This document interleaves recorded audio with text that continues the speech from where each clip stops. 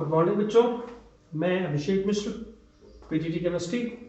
आज 10th class के लिए last chapter periodic properties of elements लेकर, इसमें हमने लास्ट क्लास में इंट्रोडक्शन दिया था, डोवराइनर का ट्रेड्स लॉ समझाया था, मेरिट्स और डिमेरिट्स बताई थी, न्यूलैंड्स का ऑक्टेव लॉ समझाया था, उसकी मेरिट्स और डिमेरिट्स एक्सप्लेन की थी, और डोवराइनर और न्यूलैंड्स में क्या रिलेशन था कि एक दूसरे में एग्जिस्ट कर सकता है या नहीं कर सकता, जैसा कि एनसीईआरटी में क्वेश्चन है, उसको भी एक्सप्लेन किया था। आज हम बात करते हैं स्पेशली कि मेंडलीव्स और मॉडर्न पीरियोडिक टेबल में क्या क्या बातें कही गई हैं।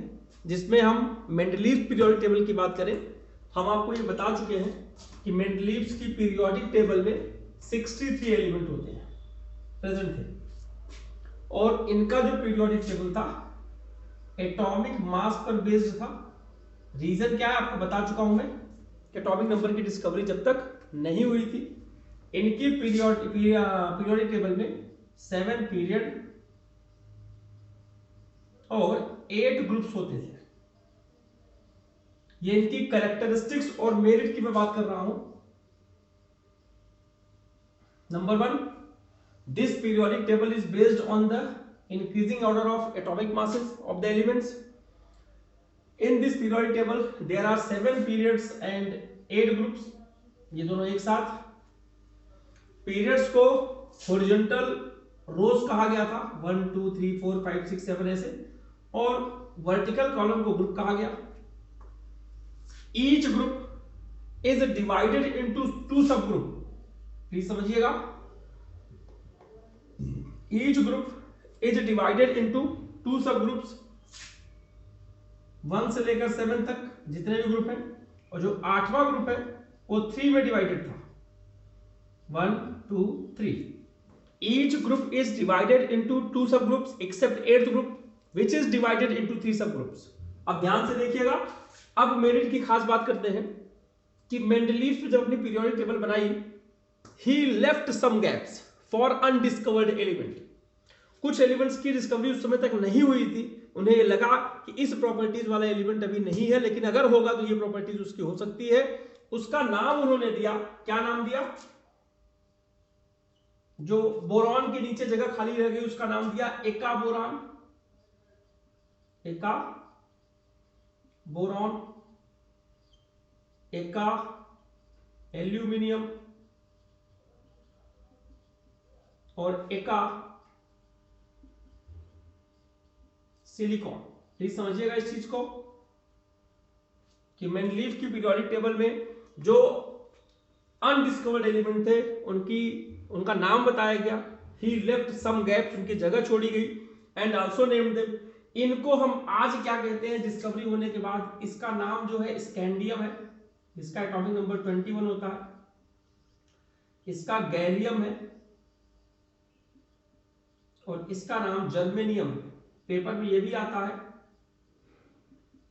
कि एका सिलिकॉन का नाम बता दीजिए, स्कैंडियम का Sc, गैलियम का Ga, जर्मेनियम का Ge, ये इसके सिंबल है, ये आप देख लीजिए। तो क्या बताया मैंने? He left some gaps for undiscovered element and named them. इस तरह से उनकी नेमिंग करी, ये बाद में पता लगा उस एलिमेंट का नाम ये है।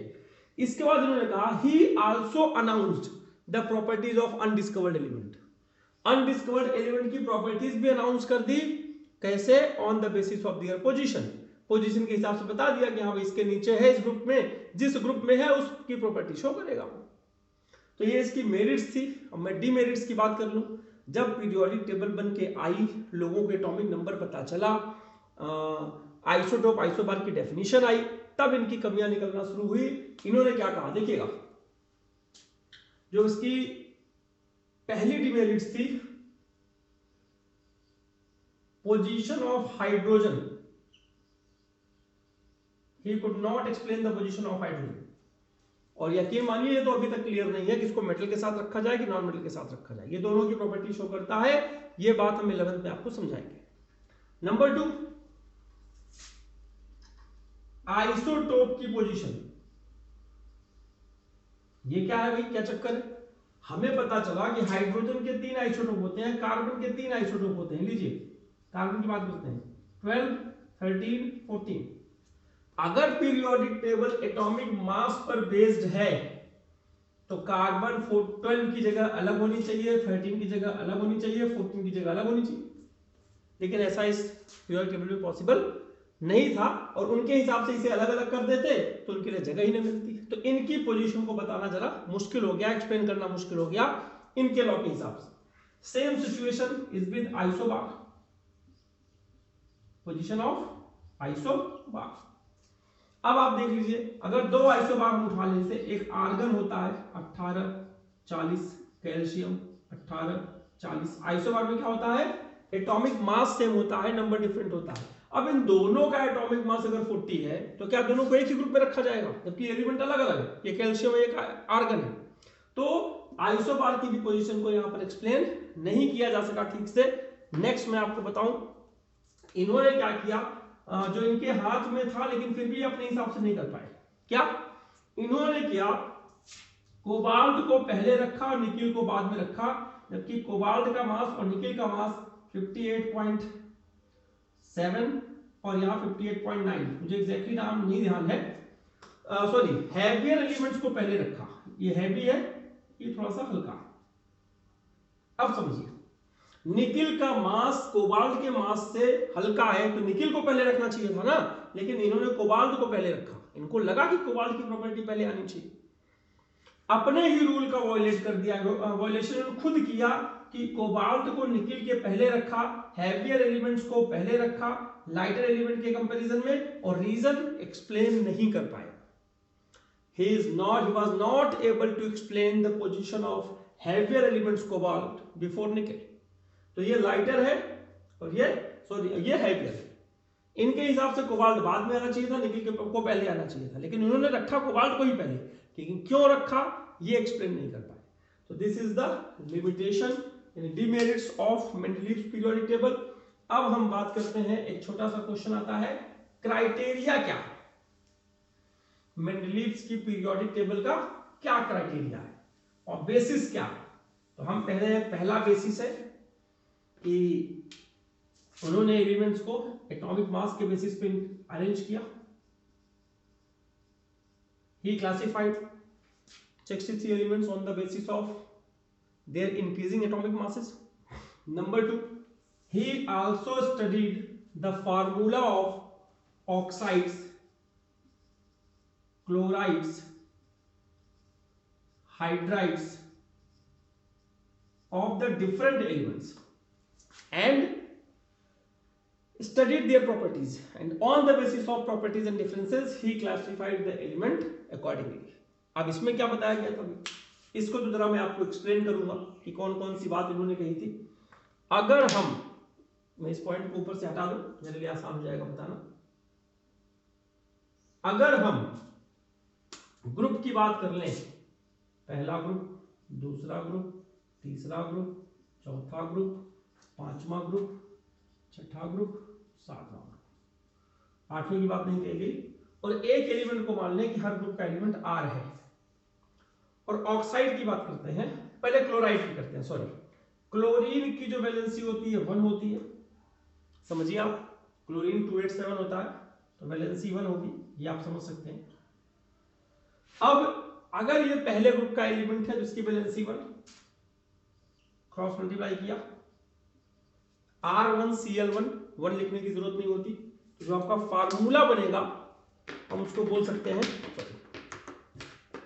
जो आपका फार्मूला बनेगा वो बनेगा RCl, क्या बनेगा, और यही R अगर दूसरे ग्रुप का होगा, R की वैलेंसी 2 हो जाएगी, बनेगा RCl2, RCl3, RCl4। प्लीज समझिएगा, अगर यही पांचवें ग्रुप का है जिसके आउटर मोस्ट में 5 इलेक्ट्रॉन, तो आउटर मोस्ट में अगर 5 इलेक्ट्रॉन होते हैं तो वैलेंसी के लिए क्या करते हैं, 8 - 5 = 3, 9 क्लास, इसकी वैलेंसी कितनी हो जाएगी, फिर से 3, फिर क्या आ जाएगा यहाँ पे RCl3, हालांकि 5 वाला भी होता है, RCl2, RCl। ये बात आपको बताया जाएगा 11वीं क्लास में ज्यादा अच्छे से। अब हाइड्राइड का भी कंपैरिजन कर ले तो हाइड्राइड क्लोराइड लगभग सेम सा, क्योंकि R की वैलेंसी उसी हिसाब से चेंज हो रही है, RH2, RH3, RH4, RH5, RH6, RH7। अब इसी को समझिए ऑक्साइड के केस में, जब हम ऑक्साइड की बात करते हैं तो यहां पर आ जाएगा, देख ध्यान से देखिएगा, यहां पर वैलेंसी हो जाएगी 2 6, वैलेंसी हो जाएगी इसकी भी 2, और फर्स्ट ग्रुप के लिए इसकी वैलेंसी 1 है। तो आप देख सकते हैं, तो यहां पर जो पहला आएगा R2O,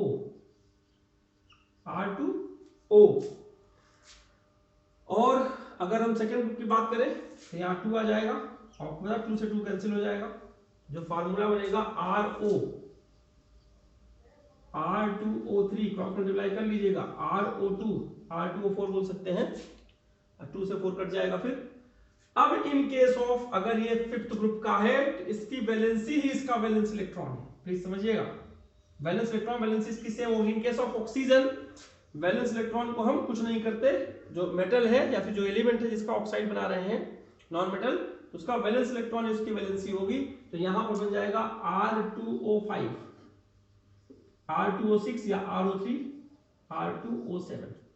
ये डिफरेंट कंपाउंड्स के इन्होंने ऑक्साइड्स देखे, क्लोराइड्स देखे, हाइड्राइड्स देखे, उसके बेसिस पर इन्होंने इनकी स्टडी की और अकॉर्डिंगली इन्होंने अरेंज किया कि किस एलिमेंट को कहाँ रखना है। अब आपको ये सब मैंने क्यों बताया, एग्जाम में पूछेगा कि एक एलिमेंट R है, ये 14th ग्रुप का है, इसके क्लोराइड का फार्मूला क्या होगा। R 14 ग्रुप का है तो वैलेंसी हो जाएगी 4, क्लोराइड की वैलेंसी होती है 1, तो आप क्रॉस मल्टीप्लाई करके फार्मूला बना सकते हैं, तो क्या बन जाएगा RCl4। ये एग्जाम में आ सकता है इस तरीके से, RCl4 इसकी बात कर रहे हैं। इसी तरह कोई भी फार्मूला आपसे एग्जाम में पूछा जा सकता है। अब देखिए बात करते हैं मॉडर्न पीरियोडिक टेबल की। मॉडर्न पीरियोडिक टेबल में एटॉमिक नंबर ज्यादा इंपॉर्टेंट था, सारी पीरियोडिक टेबल एटॉमिक नंबर पर बेस्ड थी, और एटॉमिक नंबर की जो डिस्कवरी की थी उन्होंने की थी मोजले ने, नाम इनका MOSALEY, मोजले, इन्होंने एटॉमिक नंबर की डिस्कवरी की थी, MOSALEY। एटॉमिक नंबर पर बेस्ड है ये पीरियोडिक टेबल। एटॉमिक नंबर, इसके लॉ में क्या कहा गया कि properties of elements are periodic function of their atomic number. Atomic mass नहीं कहा गया, मास किस में कहा गया था, मेंडलीव की पीरियोडिक टेबल में। तो एटॉमिक मास को एटॉमिक नंबर से रिप्लेस कर दीजिए, बाकी statement same. According to this law, modern periodic law, according to this law the properties of elements are periodic function of their atomic number. अब इन्होंने क्या कहा, इनकी कैरेक्टरिस्टिक्स की हम बात कर लेते हैं। इन्होंने कहा कि लगभग 118 एलिमेंट की डिस्कवरी हुई थी, लगभग हो चुकी है, उसको 7 पीरियड और 18 ग्रुप में डिवाइड किया गया था। मैं आपको बता दूं कि 18 ग्रुप नोबल गैस का ग्रुप है। अगर मान लीजिए किसी हम बात करते हैं नियॉन की, 10 होता है एटॉमिक नंबर, 2,8 आर्गन की 18 होता है, 2,8,8 आउटर मोस्ट में 8 इलेक्ट्रॉन। तो जिसके आउटर मोस्ट में 8 इलेक्ट्रॉन होते हैं वो केमिकली वेरी लेस रिएक्टिव होते हैं, वो इनर्ट गैस कहे जाते हैं, नोबल गैस कहे जाते हैं, किसी से रिएक्शन नहीं करते। तो हम कह सकते हैं कि नोबल गैसेस को 18 ग्रुप में क्यों रखा गया है, या 18 ग्रुप के एलिमेंट्स को नोबल गैस क्यों कहते हैं, because they are very very less reactive या chemically inert. That is why कुछ एलिमेंट हैं जिनके कंपाउंड्स बनते हैं 12th में, 10th में नहीं बनेंगे, तो आप मान सकते हैं कि भी रिएक्शन नहीं करते। हीलियम के केस की बात की जाए तो यहाँ पर 2 ही इलेक्ट्रॉन होते हैं, तो कहा गया कि फर्स्ट ऑर्बिट के लिए 2 इलेक्ट्रॉन स्टेबल बनाएगा, बाकी सब के लिए 8, फर्स्ट के लिए 2 stable. In case of helium if there is 2 electron then the element is said to be stable. अब हम बात करते हैं 7 पीरियड्स में डिवाइड किया गया, 18 ग्रुप में डिवाइड किया गया। अब इनकी कैरेक्टरिस्टिक्स को समझिए कि number of demerits of Mendeleev periodic table automatically solve हो गई। कैसे सॉल्व हो गई वो देखिए। अच्छा, हाइड्रोजन की पोजीशन को यहां भी एक्सप्लेन नहीं किया जा सका, अभी तक डाउट है कि हाइड्रोजन को कहां रखा जाए, तो समझिएगा हाइड्रोजन की पोजीशन अभी तक क्लियर नहीं है। आइसोटोप की बात करते हैं ये अपने आप सॉल्व हो गया। कार्बन 6, कार्बन 6 सॉरी, कार्बन 6, यहां पर 14, यहां पर 13, यहां पर 12। अब इन सबका एटॉमिक नंबर जब सेम है, हमें इससे कोई मतलब है ही नहीं, हम इसको लेना ही नहीं। एटॉमिक नंबर जब सेम है तो all isotopes of same element must be placed in a single space in the periodic table. और इन केस ऑफ आइसोबार, अगर आइसोबार में अलग अलग एलिमेंट है, कोई 18 वाला है, कोई 20 वाला है, तो आप समझिए ये अलग रखा जाएगा और ये अलग रखा जाएगा, तो automatically most of the anomalies of Mendeleev's periodic table were automatically solved in case of modern periodic table. Cobalt को निकिल के पहले रखा गया, कोबाल्ट को निकिल के पहले रखा गया क्योंकि कोबाल्ट का एटॉमिक नंबर 27 है, निकिल का 28। 27 को पहले रखा जाएगा, पहले इसका मास ज्यादा हो, उससे कोई मतलब नहीं। 58.9, 58.7, इससे कोई मतलब नहीं, हमें तो मतलब इस नीचे वाले एटॉमिक नंबर से है। एटॉमिक नंबर डिफरेंट है इसलिए अलग रखा गया, जिसका एटॉमिक नंबर पहले आएगा उसे पहले रखा जाएगा। तो number of anomalies of Mendeleev's periodic table except position of hydrogen were automatically solved in case of modern periodic table. 9th class में आपने इसकी पूरी कहानी लगभग पढ़ रखी है, मैं फिर से एक बार बताता हूं। जो मॉडर्न पीरियोडिक टेबल है, थोड़ा सा पुराना आइडिया, ये आपका nucleus KLMN,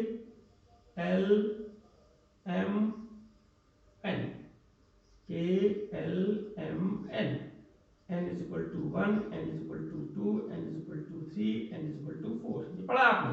formula 2n square, तो यहाँ पे 2 आएगा, यहाँ पे 8 आएगा, यहाँ 18 आएगा, यहाँ 32 आएगा। 2 मल्टीप्लाई 1 का square is equal to 2, 2 multiply 2 का square is equal to 8, 2 multiply 3 का स्क्वायर इज इक्वल टू 18, और 2 मल्टीप्लाई 4 का स्क्वायर इज इक्वल टू 32। ये आप पहले से जानते हैं, और इसी बेसिस पर आपने कैल्शियम तक का एटॉमिक इलेक्ट्रॉनिक कॉन्फ़िगरेशन या distribution of electron 9th class में सीखा हुआ है। आज हम डिस्कशन करेंगे कि किसी भी एलिमेंट का पीरियड और ग्रुप कैसे डिसाइड करते हैं। तो जो पीरियड डिटरमाइन किया जाता है ये नंबर ऑफ ऑर्बिट से, नंबर ऑफ किस ऑर्बिट में इलेक्ट्रॉन है, कैसे k इज इक्वल टू है तो first period, n is equal to है तो second period, m is equal to है तो थर्ड पीरियड, इस तरह से etc करके छोड़ दिया गया। और इसको भी बोल सकते हैं n इज इक्वल टू है तो फोर्थ पीरियड। यहां पे समझिएगा, ये फर्स्ट पीरियड, ये सेकंड पीरियड, ये थर्ड पीरियड, ये फोर्थ पीरियड।